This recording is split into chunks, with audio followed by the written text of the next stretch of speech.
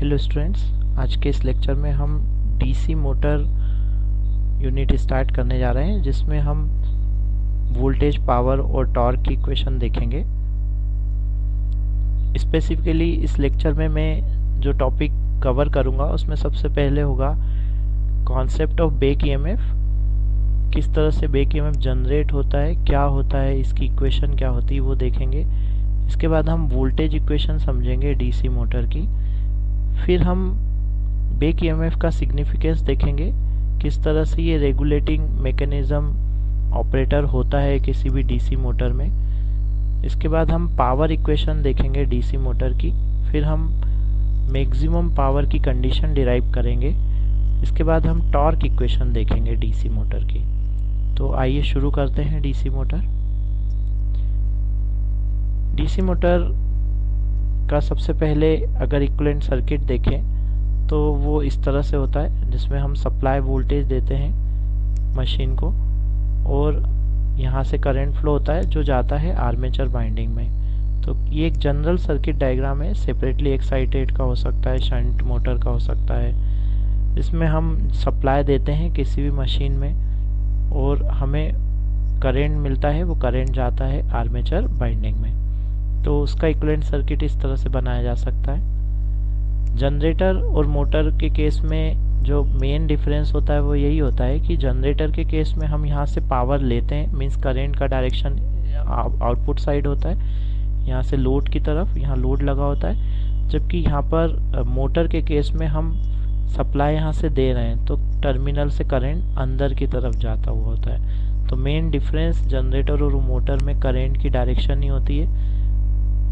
और यहाँ पर एक चीज़ और है जो देखने लायक है, वो है बैक ईएमएफ। अगर हम जनरेटर से कंपेयर करें डीसी मोटर को तो दोनों ही केस में हमारे पास एक आर्मेचर बाइंडिंग होती है और फील्ड बाइंडिंग होती है। फील्ड बाइंडिंग से मैग्नेटिक फील्ड प्रोड्यूस होता है। आर्मेचर बाइंडिंग एक कंडक्टर होता है जो उस फील्ड में घूमता है। तो चाहे जनरेटर का केस हो चाहे मोटर का केस हो, दोनों ही केस में जो आर्मेचर का कंडक्टर है वो मैग्नेटिक फील्ड में, मेन मैग्नेटिक फील्ड में रोटेट कर रहा है। तो दोनों ही केस में Faraday's law of electromagnetic induction apply होना चाहिए, क्योंकि फेराडे लॉ कहता है कि जब जब रिलेटिव मोशन होगा कंडक्टर और फ्लक्स के बीच में तब तब कंडक्टर में ईएमएफ इंड्यूस होगा। तो यहाँ पर भी मोटर जब घूमना शुरू करेगी तो उसका रोटर के ऊपर जो कंडक्टर है जो कि आर्मेचर बाइंडिंग है उसका इंटरेक्शन मेन फील्ड फ्लक्स के साथ होगा, जिसके कारण इस आर्मेचर कंडक्टर में भी ईएमएफ इंड्यूस होगा।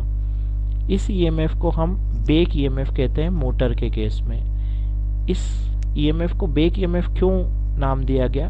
क्योंकि यहाँ पर जो ये सप्लाई वोल्टेज है इसका जो डायरेक्शन होता है वो इस ईएमएफ के जस्ट अपोजिट होता है। ये ईएमएफ का डायरेक्शन मेन सप्लाई वोल्टेज के अपोज में क्यों होता है? क्योंकि लेंजेस लॉ कहता है कि जो भी इलेक्ट्रिकल क्वांटिटी या फिजिकल क्वांटिटी जिस कारण से प्रोड्यूस हो रही है वो उस कॉज का अपोज करती है। तो यहाँ पर जो ये ईएमएफ जनरेट हो रहा है ये किस कॉज से प्रोड्यूस हो रहा है? इस सप्लाई वोल्टेज के कारण। तो इसलिए इसका डायरेक्शन इस तरह से होगा, इसकी पोलरिटी इस तरह से होती है जो कि इस मेन सप्लाई वोल्टेज को का अपोज करती है। इसीलिए इस ईएमएफ को हम क्या कहते हैं? Back EMF. यहाँ पर देखने वाली बात यह है कि जो सप्लाई वोल्टेज होता है वो हमेशा बैक ईएमएफ से ज़्यादा होता है। ऐसा होगा तभी ये करंट यहाँ से आर्मेचर बाइंडिंग की तरफ जाएगा। तो एक मोटर की पहचान है कि टर्मिनल वोल्टेज हमेशा बैक ईएमएफ से ज़्यादा होता है। इस बैक ईएमएफ की इक्वेशन वही होगी जो कि हमने जनरेटर के केस में पढ़ी थी, Eg is equal to P phi N Z upon 60A। Similarly यहाँ पर बैक ईएमएफ की इक्वेशन होगी Eb is equal to P phi N Z upon 60A, क्योंकि ये भी उसी तरह से प्रोड्यूस हो रहा है जिस तरह से जनरेटर के केस में जनरेटेड ईएमएफ प्रोड्यूस हो रहा था। अब हम देखते हैं यहाँ पर इसकी वोल्टेज इक्वेशन, इस डीसी मोटर में किस तरह से वोल्टेज की इक्वेशन लिखी जाती है वो हम यहाँ पर समझते हैं। अगर इस मशीन का मैं इक्विवेलेंट सर्किट बनाऊं तो वो इस तरह से आना चाहिए जिसमें हम सप्लाई वोल्टेज दे रहे हैं, सप्लाई से करंट निकल रहा है, आर्मेचर बाइंडिंग में बैक ईएमएफ प्रोड्यूस हो रहा है और आर्मेचर बाइंडिंग का कुछ ना कुछ रेजिस्टेंस भी है। तो इस तरह से एक इक्विवेलेंट सर्किट बनाया जा सकता है।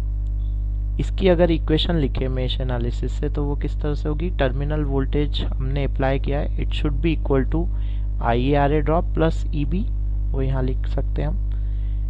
करंट को मैं यहीं रहने दूं, बाकी सारी क्वांटिटीज़ को LHS साइड लेके जाता हूँ। तो क्या मिलेगा, current is equal to VT minus EB upon RA। यहाँ से समझ में आ रहा है कि जो करंट होता है वो 3 क्वांटिटी पे डिपेंड करता है, टर्मिनल वोल्टेज, बैक ईएमएफ और रेजिस्टेंस ऑफ आर्मेचर बाइंडिंग। यहाँ पर terminal voltage generally constant voltage होता है किसी भी सप्लाई का, और बाइंडिंग का रेजिस्टेंस भी कांस्टेंट होता है। तो जो ये बैक ईएमएफ है ये यहाँ पर करंट को रेगुलेट करने के काम आ सकता है। आइए अब देखते हैं कि किस तरह से ये बैक ईएमएफ मशीन को रेगुलेट करता है जबकि लोड चेंज हो। अगर सडनली किसी भी मोटर में लोड बढ़ा तो क्या होता है, आइए देखते हैं, इसको समझते हैं। मान लीजिए किसी मशीन में लोड बढ़ा, तो लोड बढ़ने के कारण क्योंकि टॉर्क सेम प्रोड्यूस हो रहा है तो लोड बढ़ने के कारण स्पीड कम हो जाना चाहिए। जब स्पीड कम होती है तो बैक ईएमएफ की वैल्यू रिड्यूस हो जाना चाहिए, क्योंकि बैक ईएमएफ होता है P⁴NZ/60A। तो वो स्पीड पे डिपेंड करता है, स्पीड कम हो रही है तो बैक ईएमएफ भी कम हो जाना चाहिए। बैक ईएमएफ के कम होने के कारण करंट की वैल्यू कम होना चाहिए, क्योंकि अभी हमने करंट की इक्वेशन देखी थी VT minus EB upon RA। तो अगर EB कम होगा तो करंट की वैल्यू बढ़ जाना चाहिए, क्योंकि EB यदि कम होगा तो न्यूमरेटर इंक्रीज हो जाएगा, तो करंट हमें यहाँ पर बढ़ा हुआ मिलेगा। अगर करंट बढ़ेगा तो जो फोर्स है मोटर का वो बढ़ जाएगा, क्योंकि फोर्स होता है B×I×L। तो करंट अगर बढ़ेगा तो मोटर में फोर्स बढ़ जाएगा।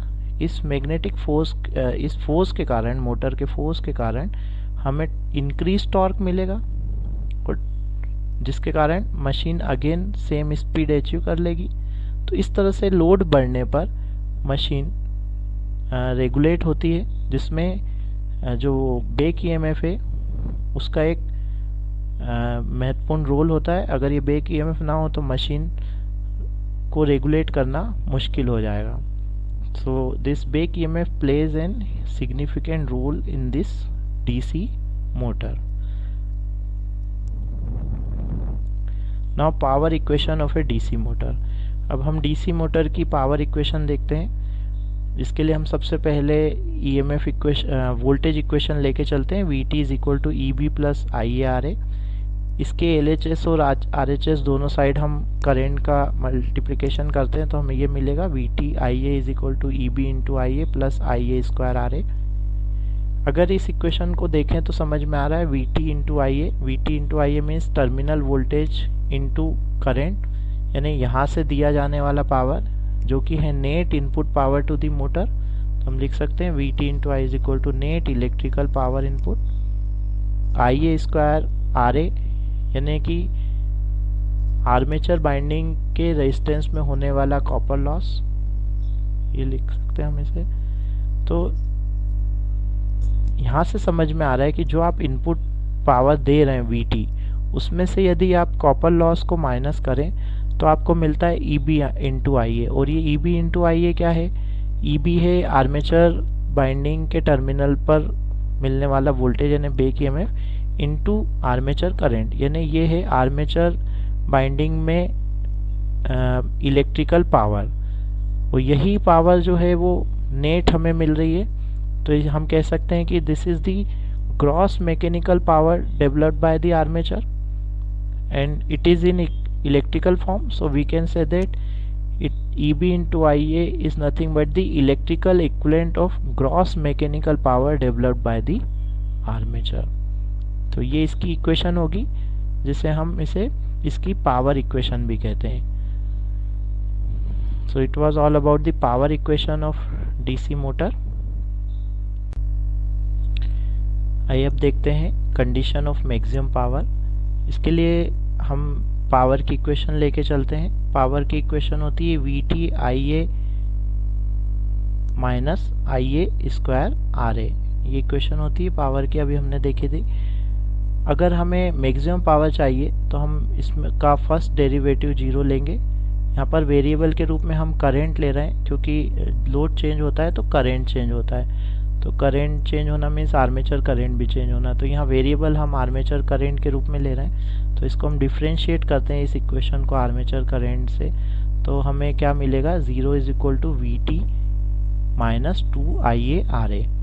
यहाँ से IA को इधर ही रहने देते हैं, बाकी सारी क्वांटिटीज इधर ले जाते हैं। तो यहाँ मिलेगा IA is equal to VT/2RA। IA/RA की वैल्यू हमें मिल जाएगी VT/2। वोल्टेज इक्वेशन होती है VT is equal to EB plus IA/RA। IA/RA की जगह पर हमने VT/2 रखा है यहाँ ऊपर वाली इक्वेशन से। इसे सॉल्व करेंगे तो हमें मिलेगा EB is equal to terminal voltage divided by 2। यहाँ से समझ में आ रहा है कि मैक्सिमम पावर की जो कंडीशन होती है वो ये होती है कि जब भी बैक ईएमएफ टर्मिनल वोल्टेज का हाफ होगा तब हमें मैक्सिमम पावर ऑब्टेन होगी किसी भी डीसी मोटर से। तो यदि हम इसको प्रैक्टिकली समझें तो वो यहाँ से समझ में आएगा कि जो भी आप वोल्टेज अप्लाई करेंगे उसका जस्ट हाफ हमें कहाँ मिलना चाहिए, आर्मेचर बाइंडिंग के क्रॉस, और हाफ कहाँ मिलना चाहिए, बैक ईएमएफ। मीन्स अगर हमें यहाँ पर बैक ईएमएफ जो है इस टर्मिनल वोल्टेज का यदि हमें हाफ चाहिए होगा, मीन्स हमें अब इसका हाफ वोल्टेज आर्मेचर बाइंडिंग के अक्रॉस ड्रॉप कराना पड़ेगा, जिसके लिए हमें या तो हाई रेजिस्टेंस रिक्वायर्ड होगा या हमें हाई करंट रिक्वायर्ड होगा, जो कि प्रैक्टिकली पॉसिबल नहीं है। सो ये कंडीशन जो है प्रैक्टिकली ऑब्टेन करना मुश्किल है और इसीलिए ये अप्रोचेबल नहीं मानी जाती है। आइए अब देखते हैं torque equation of A DC motor. Torque का फॉर्मूला होता है P/ओमेगा। यहाँ पर ओमेगा होता है 2πn/60, जिसे हम रेडियन पर सेकेंड से दिखाते हैं। यहाँ पर यदि हम पावर के रूप में लिखना चाहें टॉर्क को तो P is equal to omega T लिखा जाता है। So power in armature is equal to armature torque into omega, इस तरह से लिखा जा सकता है। पावर इन आर्मेचर हमें पता है क्या होता है, EB इंटू IA। टॉर्क को T से रिप्रेजेंट कर रहे हैं, TA से। ओमेगा की जगह रखा 2πn/60। पर हमें पता है कि जो बैक ईएमएफ है इसे हम इस तरह से भी रिप्रेजेंट कर सकते हैं, P∅NZ/60A। ये वैल्यू हम यहाँ रखते हैं तो क्या मिलेगा, P∅NZ/60A इंटू IA। यहाँ पर TA इंटू 2πn/60A, 60 से 60 कैंसिल किया जा सकता है। तो फिर हमें क्या मिलेगा, टॉर्क की वैल्यू, टॉर्क की इक्वेशन क्या होगी, 1/2π into PZ/A into phi into A। यहाँ पर ये इस तरह से क्यों लिखा है मैंने, क्योंकि ये सारी जो क्वांटिटीज़ हैं इसे अलग लिखा है, क्योंकि ये सारी कांस्टेंट क्वांटिटीज़ हैं। 1/2π number of pole, number of conductors, number of L path, ये सारी चीज़ें कांस्टेंट है, तो जिसे हम अलग लग सकते हैं। तो इसके हेल्प से हम यहाँ लिख सकते हैं torque is proportional to flux into armature current. तो यहाँ से समझ में आता है कि जो डीसी मोटर है उसका टॉर्क फ्लक्स और आर्मेचर करंट पर डिपेंड करता है। जितना ज़्यादा फ्लक्स होगा, जितना ज़्यादा आर्मेचर करंट होगा, उतना ही ज़्यादा टॉर्क होगा। इसकी एप्लीकेशन हमें कैरेक्टरिस्टिक ऑफ डीसी मोटर समझने के काम आएंगी। जब हम कैरेक्टरिस्टिक पढ़ेंगे डीसी मोटर की तब हमें ये equations, voltage equation, torque equation, ये काम आने वाली है। तो आज के लिए इतना ही। नेक्स्ट क्लास में हम क्लासिफिकेशन ऑफ डीसी मोटर समझेंगे। आज के लिए थैंक यू।